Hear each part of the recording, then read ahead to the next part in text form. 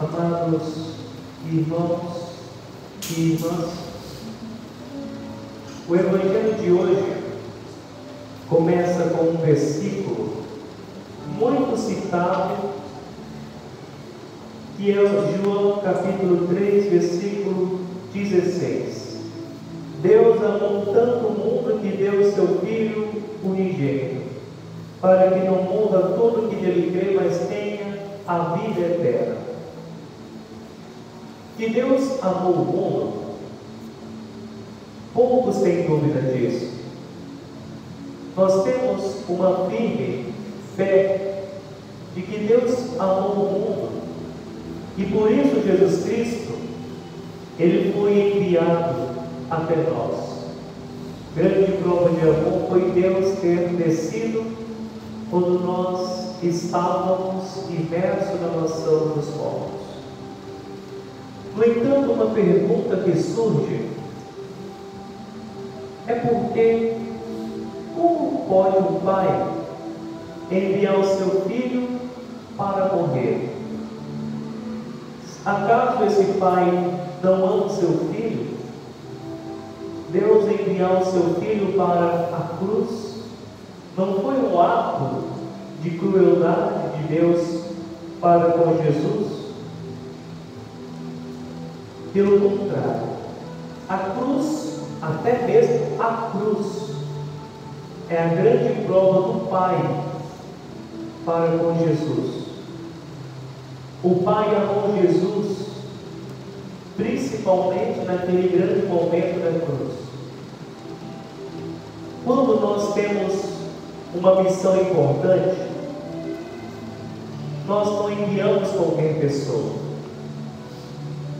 Quando temos uma missão importante, nós enviamos uma pessoa de nossa confiança, que tenha dons e também a coragem e capacidade para cumprir aquela missão.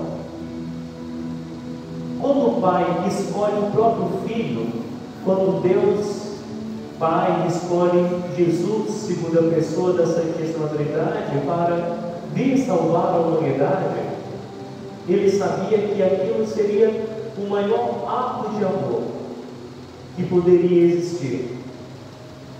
O homem estava com um pecado imenso, e para curar o homem desse grande pecado, era necessário um amor infinito.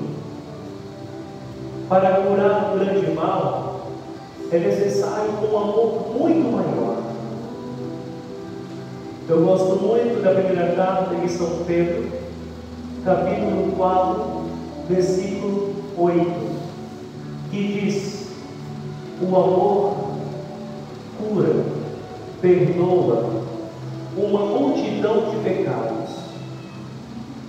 Já que o homem estava totalmente no pecado, um pecado, poderíamos dizer, infinito, era necessário um amor infinito para poder curar o homem e retirá-lo desse pecado. E somente Jesus era capaz de tamanha missão. Quando o Pai olhou e viu essa grande missão, pois Deus amou tanto o mundo, Deus amou tanto você, que Deus quis salvar você de uma maneira única, quis te salvar de uma vez por todas. A missão que o Pai tinha era a missão de salvar você. Eu sei que nós falamos que Deus veio salvar a humanidade inteira, mas também tem que tomar posse para você. Deus veio me salvar. Deus veio por mim. Deus morreu na cruz por mim. Jesus sofreu por minha causa. Por minha causa, por causa dos pecados que eu cometi. Por minha causa, porque Ele veio para me salvar. Deus sofreu na cruz por mim. É fácil nós olharmos para o tempo em que Jesus viveu e condenar as pessoas que crucificaram Jesus. Ao assistir à paixão de Cristo, muitas pessoas ficam revoltadas e perguntam: como podem ter trocado Jesus por Barrabás? Como pode ter trocado o Santo dos Santos por um ladrão? Quando preferem Barrabás no lugar de Jesus, Jesus começou a assumir não o lugar de Barrabás, mas o teu lugar. O lugar que Barrabás estava, o lugar da condenação, era o teu lugar. Era você que seria condenado à morte. Não aquela morte que Barrabás sofreria, mas uma morte eterna. Quando Jesus ele é crucificado no lugar de Barrabás, ele morreu no seu lugar. Era você que iria morrer, mas de uma morte eterna. Então, se Deus queria salvar você, uma missão tão preciosa, pois Deus te ama de uma maneira imensa, Ele tinha que enviar alguém que pudesse cumprir essa missão e que te amasse da mesma forma como o Pai te ama. E para essa missão só tinha Jesus. Por isso que Deus tem enviado Jesus ao mundo, por mais que essa missão fosse ali passar pela Santa Cruz, a cruz tornou-se um sinal de amor. Quando Jesus diz: meu Deus, por que me abandonaste? Há uma forma de interpretar esse abandono de Deus. Quando você comete um pecado, você experimenta um vazio muito grande. Quando você comete um pecado mortal, você é afastado de Deus. E aí você sente esse vazio, como se você estivesse abandonado. Quando Jesus estava na cruz e cita aquele salmo, não é que o Pai o tivesse abandonado, mas recorde-se, Ele carregou o peso dos nossos pecados. Jesus na cruz estava com os pecados da humanidade.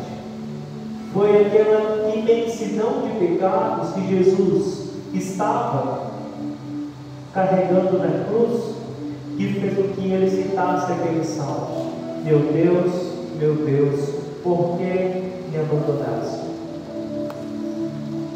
Essa solidão de Jesus era fruto do pecado que nós possuímos. O nosso pecado deixou-nos solitários e fez com que Deus também falasse e repetisse esse salmo. O sofrimento na vida cristã é uma prova de amor. Se eu disse que o Pai amou Jesus até mesmo como um ponto central na cruz, o nosso sofrimento também é uma prova de amor a Deus. São Paulo escreveu: completo na minha carne o que falta a paixão de nosso Senhor Jesus Cristo. Grandes santos também diziam e falavam sobre o sofrimento, como Padre Pio, João Bosco, Santa Teresinha e outros santos também escreveram sobre esse sofrimento. Padre Pio dizia que o sofrimento é para todos, mas nem todos saberão sofrer. Nem todos saberão sofrer. São João Bosco, também falando sobre o sofrimento, ele diz: Deus diz, bem-aventurados os que choram, e não bem-aventurados os que se regozijam nas coisas do mundo, mas os que choram. Não que o sofrimento por si só seja algo de grande valor. O valor está por trás do sofrimento. O porquê você está sofrendo? Jesus na cruz sofreu para te salvar. O sofrimento que você carrega é por quê? Se você está sofrendo por causa do amor de Cristo, esse sofrimento é louvável. Se você está sofrendo porque você está sendo perseguido, porque você é um cristão, ou porque você está trabalhando nas coisas de Deus, esse sofrimento é louvável. Quando você sofre por Jesus, o sofrimento que você experimenta é um sofrimento que te santifica. Não temos como viver sem sofrer. Hora ou outra você vai passar pelo sofrimento. Mas a maneira como você enfrenta o sofrimento, ou o motivo do seu sofrimento, é que vai definir quem você é. É no momento de grande crise, no momento do grande sofrer, em que há a possibilidade de um novo amanhecer, de um novo florescer, de um novo crescimento. Por trás da dor por Jesus, há sempre a santificação.